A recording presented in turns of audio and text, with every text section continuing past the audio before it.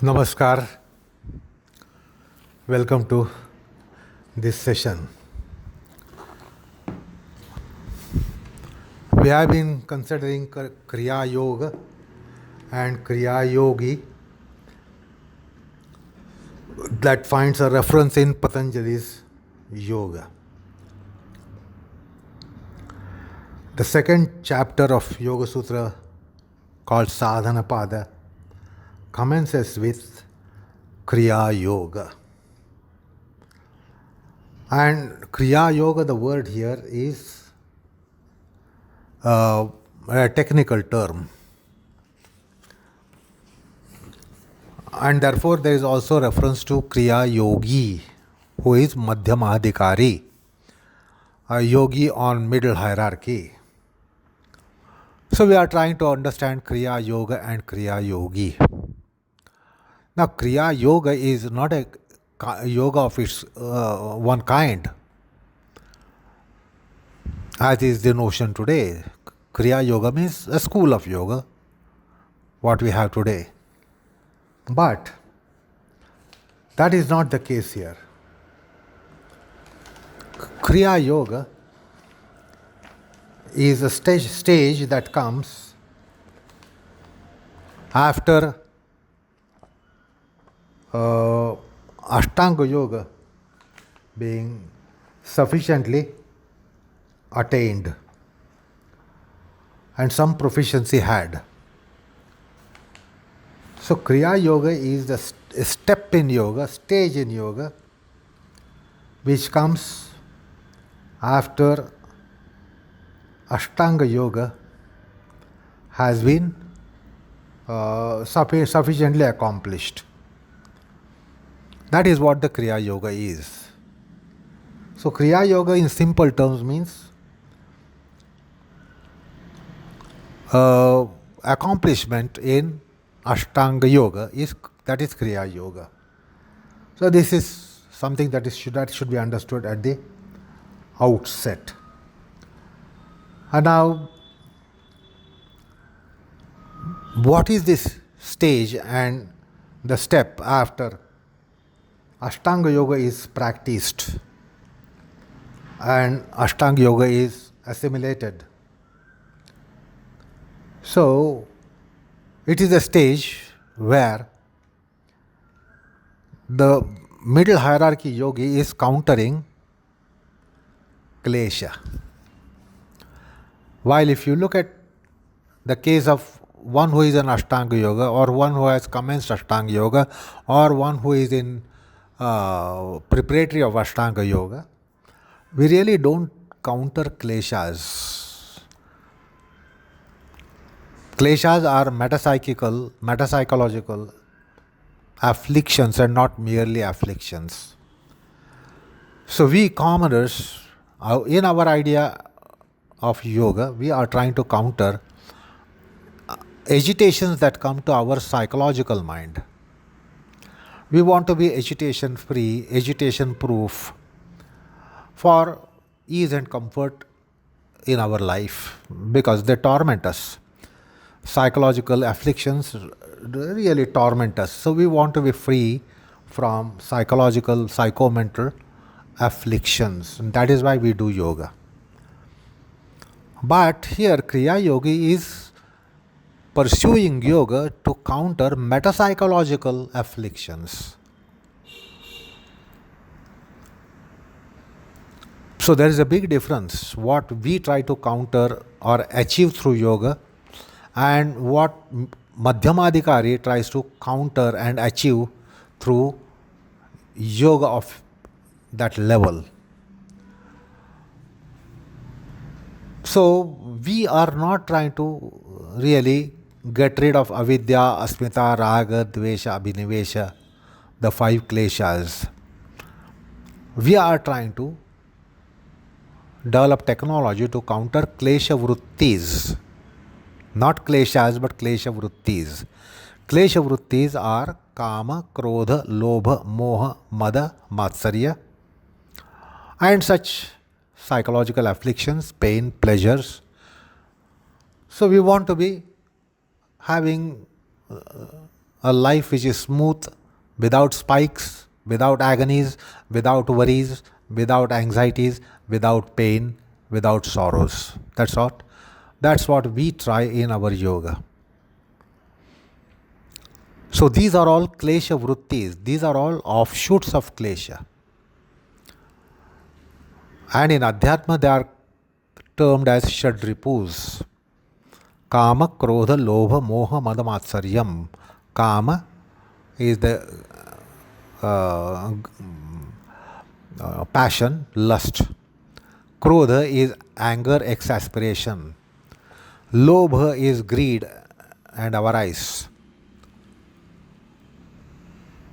Moha is delusion, infatuation. Mada is pride, self-conceit, arrogance. And Matsaryam is jealousy, malice. So these are our tormentors. These torment our life, torment us in our life, worldly life. So these are called klesha vrittis. So we are trying to develop some measures to put up, withstand or neutralize, nullify klesha vrittis. While Kriyayoga is trying to attenuate very kleshas. The kleshas are Avidya, Asmita, Raga, Dvesha, Abhinivesha. And these will be discussed in the beginning of sadhana pada. So, after we understand the Kriya Yoga, we are going to proceed to kleshas. So that's the topic which is immediately going to follow. So I will not go into it as to what is avidya, what is asmita, what is raga, what is dvesha, what is abhinivesha, because that's going to follow immediately. Anyway, those are metapsychological afflictions.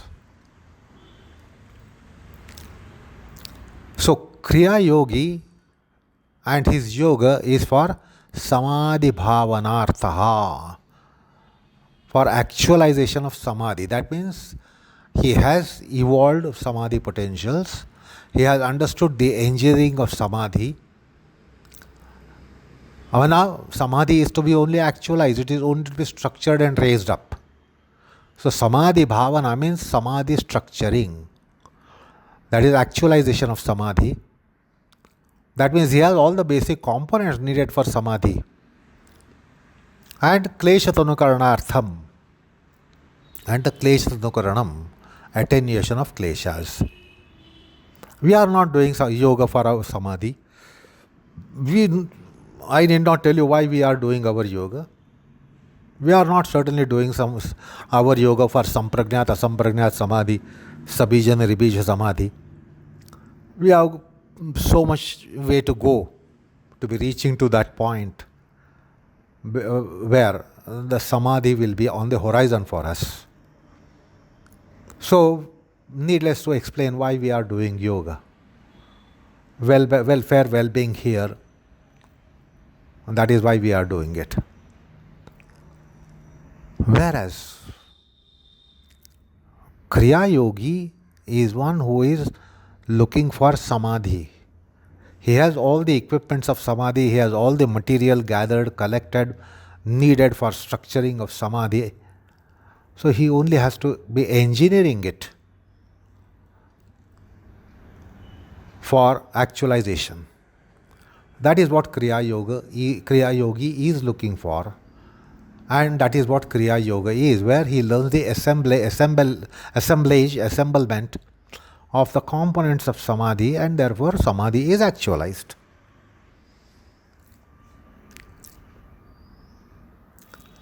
And for this Kriya Yoga,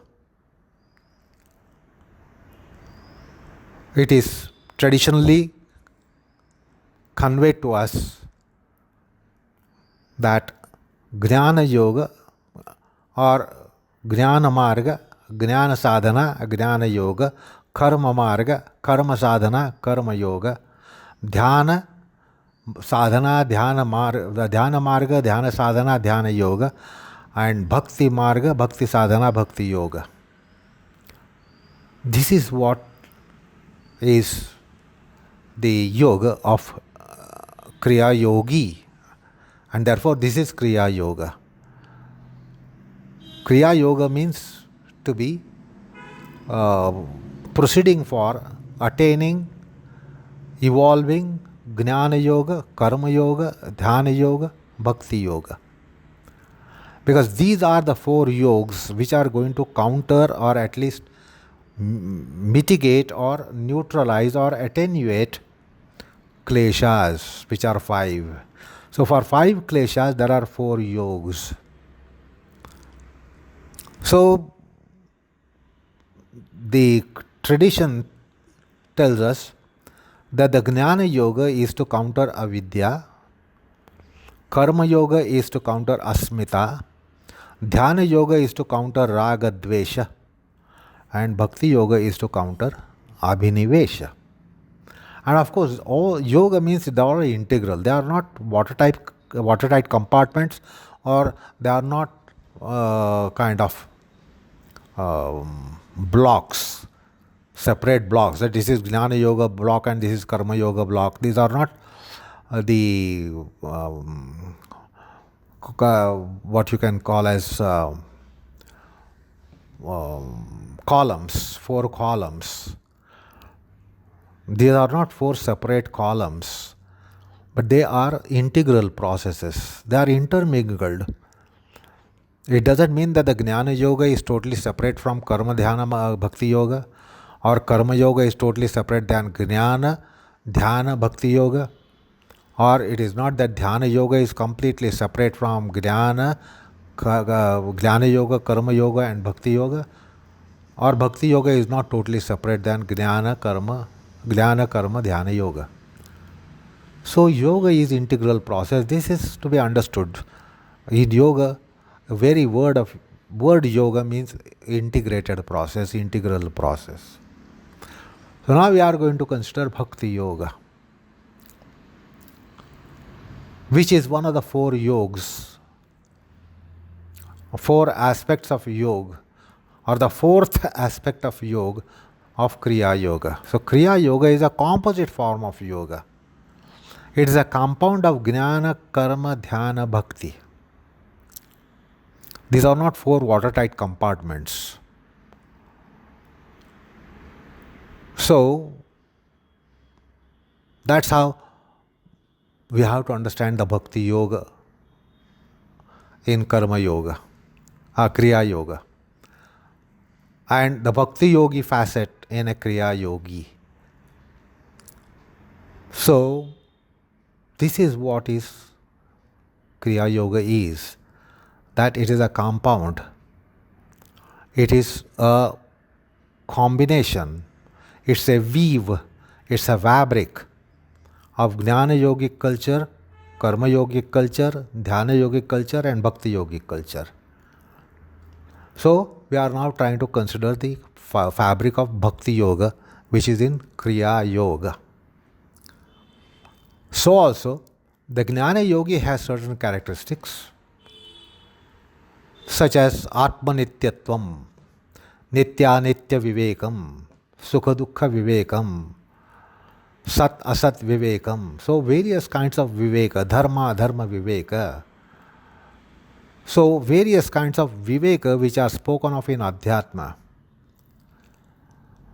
So in Jnana yoga, that is a major pursuit, and it is developing a conviction that the self is not the doer. The self is neither an endurer, and the self is neither a knower. Kartrutvam, bhoktrutvam, gyatrutvam. These are all attached to our subjective entity, because we are the knowers, we are the doers, we are the endurers. If there are pains and pleasures, we say, I am experiencing pain and pleasure. If we have some knowledge or lack of knowledge, we say, I know it, I do not know it.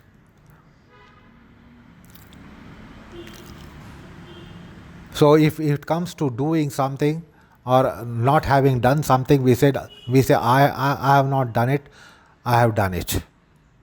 So the doership of the nature of doing, not doing, knowership of the nature of knowing, not knowing, and the endurership of the nature of experiencing pain and pleasure or not experiencing pain and pleasure. These are all attached to subjective entity. That's why we say I know, I don't know, I experience sorrow, I experience delight, or I do it, I don't do it. I have done it, I have not done it. So these are the agencies which empirical I has. Whereas Jnana Yogi knows that it essentially doesn't do anything. Atma is non-doer. Atma is akarta. It is only substrate for Jnatrutvam. It is underlying the Jnatrutva. It is underlying Kartrutva. It is underlying Bhoktrutva. So Jnana Yoga has certain precepts that Prakriti does everything, senses do everything, senses interact, the gunas interact within themselves, and all that is happening and has happened and is happening and will happen, it is because of Prakriti. It is because of gunas. All that has happened is because of gunas. All that is happening is because of the gunas. And that is going to happen is also because of gunas.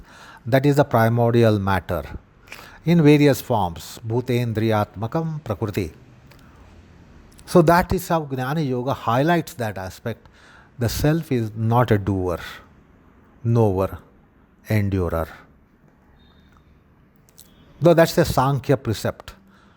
So Bhagavad Gita, with the help of second chapter, we saw that how Atma is Akarta, how Atma is nominal, how Atma is Ajanma, Amara. So the Jnana Yoga puts emphasis on those aspects of the metaphysics of self. And in Karma Yoga we saw that we are not the doers. Through us the things are gotten done. The Karta and Karavita, the doer and one who gets done, is a transcendent principle. And therefore Karma Yogis will never take credit for whatever has been done, saying that I have done it. Just as we have a clamor of I have done this, I have done that, I have done so many things, I have to do so many things, I will be doing so many things, I am doing so many things. So we have a lot of clamor of doership. So Karma Yoga removes this, which is a cancer of the consciousness in spiritual path. The doership is a big cancer. The I-ness, the mime, is a cancer of consciousness in Paramartha and Adhyatma Marga. So Karma Marga gives whatever remedy required, any chemotherapy, any radiation therapy, any operations, surgeries, it carries out. That's what Karma Yoga is. So Bhavaroga, what is called as Bhavaroga in Adhyatma, is a kind of disease with which none of us are free. Once we have taken birth, we have this disease called Bhavaroga. Disease of being mundane, disease of mundanity. This doesn't leave anyone. So Karma Yoga counters that cancer to some extent. Jnana Yoga counters that cancer to some extent. Similarly, Dhyana Yoga counters to some extent, and Bhakti Yoga counters to that some extent, and so it is totally managed or totally neutralized by Jnana, Karma, Dhyana, Bhakti. Dhyana Yoga is being in a neutral state because our life is oscillation from pain to pleasure, pleasure to pain, some degree of pleasure to some degree of pain, small degree of pain to small degree of pleasure to huge degree of pain and huge degree of pleasure. We are oscillating all the time. We are tossed from pains to pleasures and pleasures to pains. And now this is prevented by Dhyana Yoga, by the samatvam, the mind in equilibrium. And we saw that Dhyana Yogic technology. So that helps us develop some Dhyana Yogic components, Dhyana Yoga components. So that takes care of some aspect of Bhavaroga. And now we are coming to the last one, which is Bhaktiyoga. Bhaktiyoga, Bhakti Yogi. So Kriya Yogi is a Bhakti Yogi, and Kriyayoga is also Bhaktiyoga. It is one of the 4 dimensions of Kriyayoga. Kriyayoga is 4-dimensional. Jnana, Dhyana, Karma, Bhakti. So this is the 4th dimension of Kriyayoga. Now, all these Jnana, Dhyana, Karma, Bhakti, we saw that they have seeds in Ashtanga Yoga. Ashtanga Yoga does all primary work, preliminary work, foundational work for all the 4 yogas. This goes unidentified in popular yoga. Oh, we also made some identifications here, how Jnana Yoga is traced in Swadhyaya, Moksha Shastra Adhyanam, Pranavadi Mantra Japaha, then how Ishwar Pranidhan, the Bhakti has come in Ishwar Pranidhan of Niyamas. So, all these basic components of Jnana, Dhyana, Bhakti, Karma and Karma Bhakti are collected and evolved, devised in Ashtanga Yoga itself. That is what Ashtanga Yoga is. That means all basic components of Jnana Yoga, Karma Yoga, Dhyana Yoga, Bhakti Yoga are developed. And that is really Ashtanga Yoga. It's not just having 8 aspects of yoga. We have to discern that the components of Jnana, Dhyana, Karma, Bhakti are evolved, are emanating, are surfaced and evolved and developed and cultured. Then that is Ashtanga Yoga. So now we are coming to the 4th dimension, which is called Bhakti. And Bhakti has been mentioned in Ishwar Pranidhan Sutra, Ishwara Pranidhana Dva. And for that purpose, Ishwara has been delineated. What is Ishwara? Pranidhana is the Bhakti, Bhakti Vishesha, as Vyasa makes it clear. So what is Bhakti? Bhakti is love. This love for divinity is called Bhakti. Technically, love anywhere for anyone and anything is not Bhakti. Love for only divinity is called Bhakti. And we have considered the certain basic, the psychology of Bhakti in a sutra of the 1st chapter itself, Pranidhanam, Ishwara Pranidhanam and Pranidhanam. So I will not repeat it. One needs to go back for recollecting it as to what is Bhakti. So in short, this Bhakti is love for divinity, love for what is called as God or what is called as Bhagavan. Because the love is everywhere. We love things, we love people. We have various forms of love. We have love for objects. We have love for sensory objects. We have love for mental objects. We have love for our people. We have love for people. We have love for someone. We love someone as mother. We love someone as wife. We love someone as sister. We love someone as friend. We love someone as brother, as father, as son. So various forms of love are there. The love also manifests in the form of reverence. So likes means love. Attraction is love. Affiliation is love. Sense of belonging is love. And reverence for something, someone, is also love. When you revere someone, it is again it's a form of love. So the love should be understood in a wider perspective, and we have dealt with this in the first chapter itself. So I will not again go into it. Now this bhakti is love for, as I said, for divinity. Sa tu asmin parama prema rupa. Parama prema, supreme love, happens only with reference to divinity. You can't have supreme love for things. You can't have supreme love for a person whom perhaps you might call is your beloved. Supreme love will not manifest there. That degree will not be struck. The supremacy of love will not be struck for spouse, for one's own offspring, or one's own parents, or one's own friends. Supreme love is not attained there. Parama prema is always in him. In him, that H capital is divinity. So Narada Bhakti Sutra says, Satu asmin parama prema rupa. Bhakti is parama prema rupa. Parama prema where? In divinity.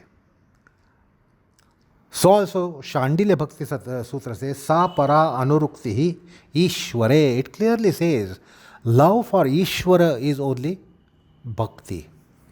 That also is bhakti according to the terminology of bhakti in Bhakti Shastra. Now this is not only a major emotion. Love is not only a major emotion. See, again I am tempted to open out that which was discussed earlier. But it is so tempting to be telling you. It is not just one of the emotions. It is hub of all emotions. It is hub of all emotions. Positive, negative, good, bad, constructive, destructive, benevolent or malignant. Any kind of emotion, a hub of it is to be considered as love. Because of love, we have hate and hatred and detest and dislike. So our object of hatred, degree of hatred, a degree of loath, an object of loath is decided by what you love.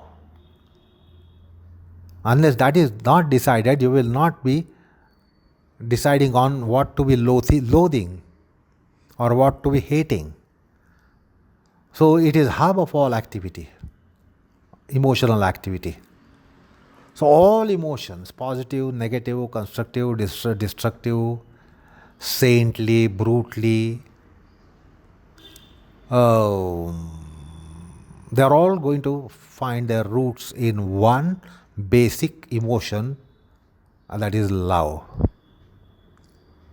So it is not just one of the emotions. It is at the root of every emotion. The hatred seems to be opposite of love, but at the root of hatred you will find love. You have love for something and someone, therefore you hate someone. You have repulsion for someone, or you have detest for someone or something. So that's the primordial emotion. For all biological living creatures, they have this. The love is there in all biological creatures. The tiniest to largest to human being. So that is how we have to understand this basic emotion to entire bio world, which is love, and all the mentalities, all the emotionalities are going to sprout from this hub. So it's a hub condition. That is what is mentioned in the psychology of bhakti, which is such incredible postulation. So all the various emotions, to list those, prem, that is love, tiraskar, that is hatred, karuna, compassion, mudita, gladness, upeksha, indifference, ahankar, pride, arrogance, darpa, that self-conceit, udvegam, worry, anxiety, chinta, the worry, the shanti, the peace, tranquility, nirbhayata, fearlessness, fearfulness, bhaya, nirbhaya, kamana, there is desire, or lust or passion, ichha, which is again a desire, apeksha, expectation, irsha, aspiration, krodha, anger, lobha, greed, moha, delusion, infatuation, mada, self-conceit, pride, arrogance, matsara, envy and malice, all various, adar, anadar, reverence and opposite of it. All these various mental manifestations have at the root prema bhava. That's why it stands out. In human psychology, the prema, the love stands out because all the feelings are going to surface from it. Then what about this parama prema? Now parama prema stands out because if you have parama prema which is only in Ishvara, sa paranuruktihi Ishvare is what Shandilya Sutra says. So the supreme love is only for divinity. Now when the supreme love is there, all the turmoil of various emotions are set aside. That is what is greatness of para or parama prema or paranurukti or supreme love. Supreme love is only probable, possible in divinity, for divinity, for God, in God. Now when this is developed, that is called bhakti. When there is bhakti, you are free from kama, krodha, lobha, moha, mada, matsarya. You are free from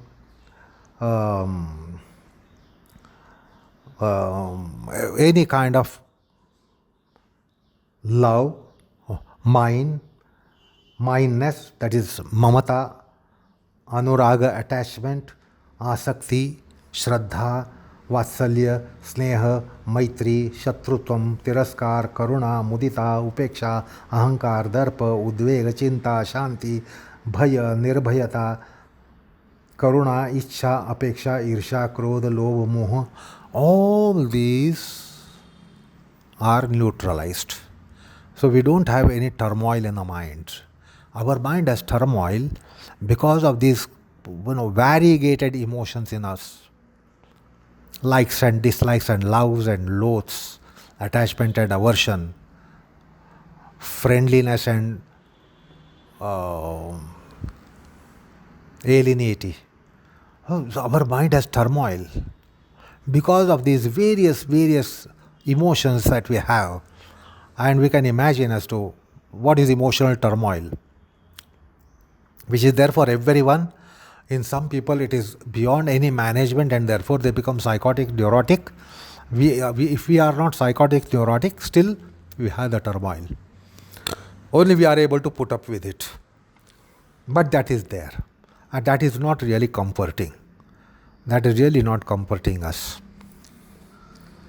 So when the supreme love is there, which is only with reference to the divinity, then all these fade out. And then you can understand the human psyche without spikes, without ups and downs, without gravities, without polarities. So that is what this bhakti is. So, bhakti means parama prema. Rupa. Parama Prema Rupa means it is always in Ishvara, it cannot be elsewhere. And when that is there, we don't have this turmoil and spikes of and the jolts of variegated emotions which create turmoil in our mind. So this bhakti means profound love for divinity. So therefore bhakti should be developed. So that keeps our mind proof from all these agitations, irritations and the turmoils. So any practice which is helping one develop this, the bhakti-hood in one's mind, is Bhakti Yoga sadhana.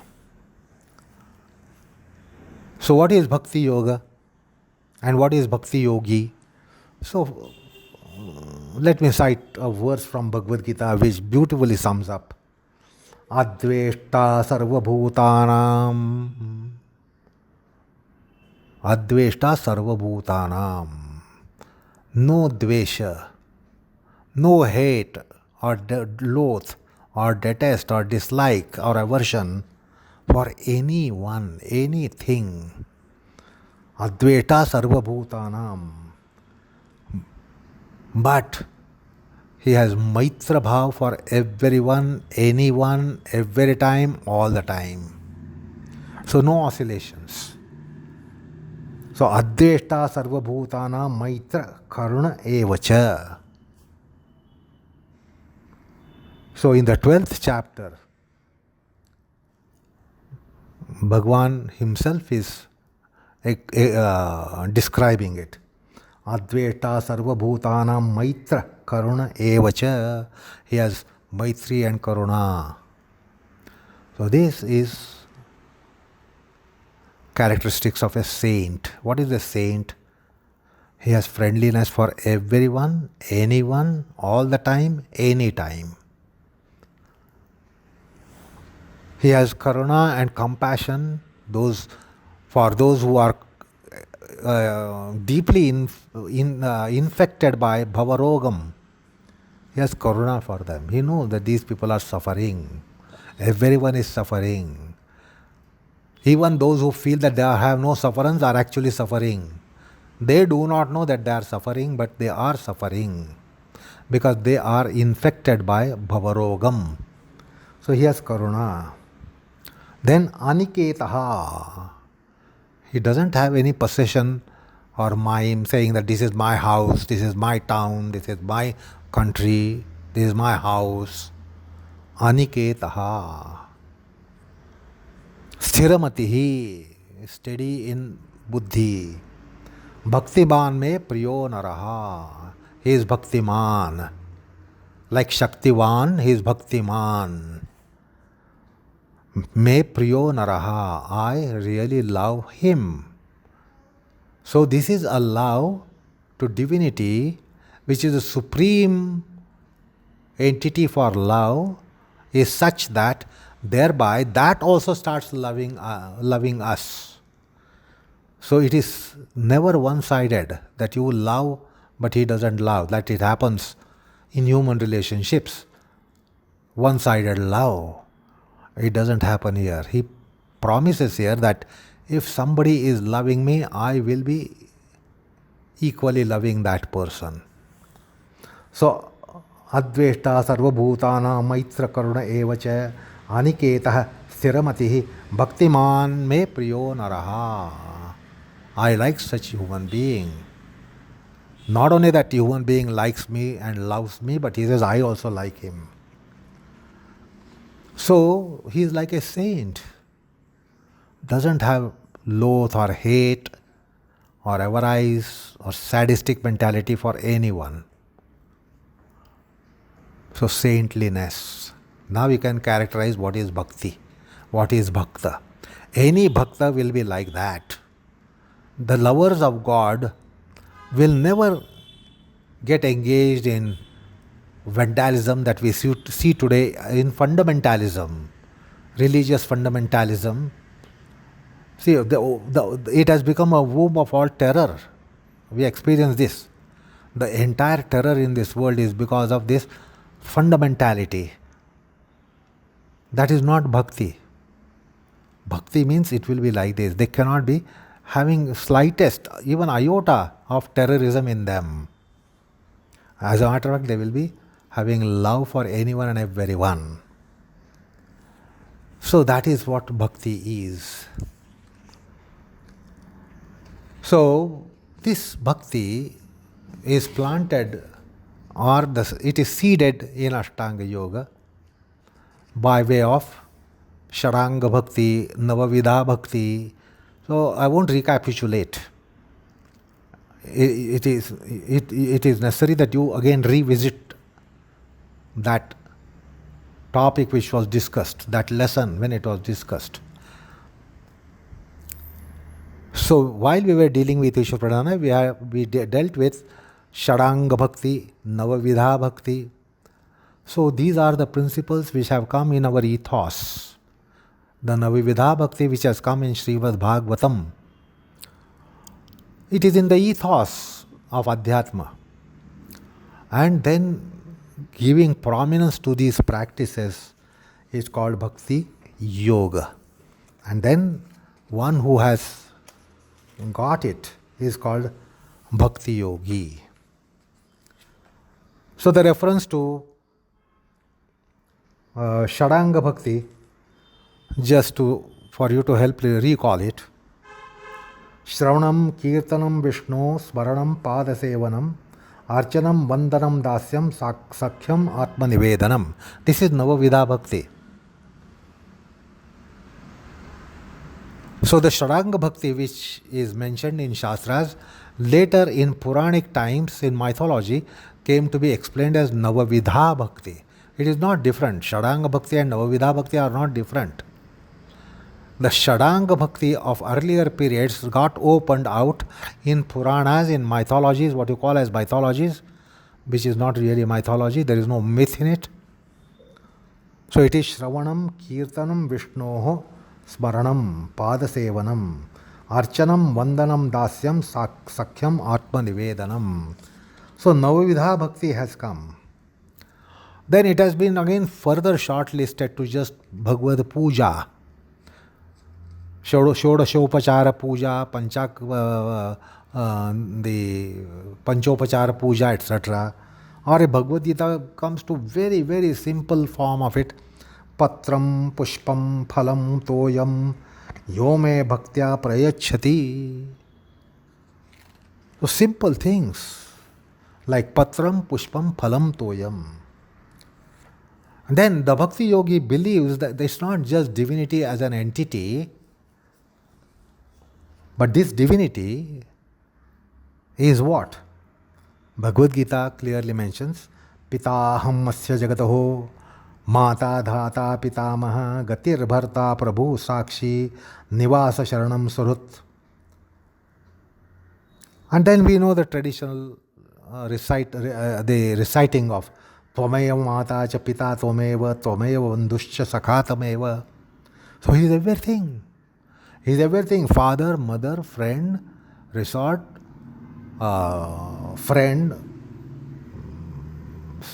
then the resort that one can be taking, Sakshi, Prabhu, Master. He is everything. So divinity is not just an entity. So Bhakti Yoga will tell you that he is not just a transcendent principle, but immanent principle. Not only immanent principle, but he himself, the divinity itself, is Pita. Krishna says in Bhagavad Gita, Pita aham, I am the father. Pita aham asya jagato, mata dhata pitamaha. I am the father, I am the mother, I am the supporter, I am the grandsire, I am the last resort, I am the bharta, I am the prabhu, I am the master, I am the witness, I am the nivasa, I am the sharanam, I am the surut, I am the friend. So this is what the divinity is, and not just a transcendent entity taking place in the seventh heaven or beyond the seventh heaven, but this how Bhakti Yoga tells us about divinity. And then the way it describes divinity, it is certainly something that one will think of falling in love with it. When he is everything, naturally one will fall in love with everything, just as we fall in love with money, because money is everything for us. So the more the money becomes everything for us, we fall in love with money. And we experience this, how much we are all in love with money. That is in mundanity, money is everything. If you have money, you will have everything in the mundane world. But in the higher world, spiritual world, Adhyatmic world, it is He who is everything. So if He is everything, if the divinity is everything, naturally that's gravity to fall in love with Him. So that is how the Bhakti Yoga can be characterized. And this will attenuate Abhinives. See, in love, one is prepared to sacrifice. Otherwise, one is not prepared to part with one's possessions. But with the love element coming in, we are prepared to part with even that which we were never prepared to part with, but we'll part with once there is love. So love is such a strong force. And see, clinging goes away. You don't clinch with your beloved around you. You will only clinch to your beloved and nothing else. You are prepared to give up everything for your beloved. That's how the love works. That's the power of the love. And here, now you can understand the power of the supreme form of love. And then, Abhinives is clinging to one's own existence. And because of that, we are getting into so many gravities. We try to get away from something, we get closer to something, just because we have this clinging attitude to our own existence. Now that goes away. So the Bhavaroga almost goes away with it. So that is how Bhakti Yoga is the one which counters the most coveted is one's existence. That is why we refer to something as one's own life. One's beloved is one's own life. And that's why we say, without you, I won't exist. You means my existence. You not there means my existence gone. And that's the most coveted thing, that we cling to our existence. And Bhakti helps you neutralize that very, very formidable, strong gravity. And therefore, it counters Abhinives. So, that's how Bhakti Yoga is a dimension of Kriyayoga. And Bhakti Yogi is also a dimension of a Kriya Yogi. Kriya Yogi is also Bhakti Yogi. As much as he is a Jnana Yogi, Karma Yogi, Dhyana Yogi. Karma Yoga or the Bhakti Yoga is as much a part of Kriya Yoga. As much as Jnana Yoga is a part of Kriya Yoga, Karma Yoga is part of Kriya Yoga, Dhyana Yoga is a part of Kriya Yoga. So that is what is Kriya Yoga. Jnana, Dhyana, Karma, Bhakti put together. A composite, a compound. Not four separate things, but a compound of four things. Integration of four things. That is Kriya Yoga. And the Jnana Yogi, Karma Yogi, Bhakti Yogi, Dhyana Yogi is Kriya Yogi. So well, I have made some attempt for you to understand what Kriya Yoga is and what Kriya Yogi is. and that I have done very, very briefly. Despite that, it has consumed some 5 or 6 sessions. So with that, we are considering the Kriya. We have completed the consideration of Kriyayoga and Kriya Yogi. Now this Kriyayoga and Kriya Yogi, what is he doing? What is Kriyayoga doing? Samadhi bhavanarthaha, kleshatanukaranarthascha. Samadhi bhavana means samadhi actualization. We have seen the samadhi in the first chapter, sampragnata, sampragnata samadhis. Now we have to understand klesha tanukaranam, and for that we have to understand klesha. So the first sutra of Kriya Yoga entails that we understand klesha tanukaranam, and klesha tanukaranam by karma, jnana, dhyana, bhakti. Karma yoga, jnana yoga, dhyana yoga and bhakti yoga. They will really attenuate kleshas and also actualize samadhi. The flower of samadhi will blossom. Otherwise it is in a budded state. So that is what Kriya Yoga is. Like the flower is first in bud state. It is a bud. And then it blooms and blossoms to become flower. The petals open out. So Kriya Yoga is a budded condition. And then Kriya Yoga is something that takes the bud to a bloomed state or blossom state. And that is Kriya Yoga. So with that, we will end this session. Namaskar all of you.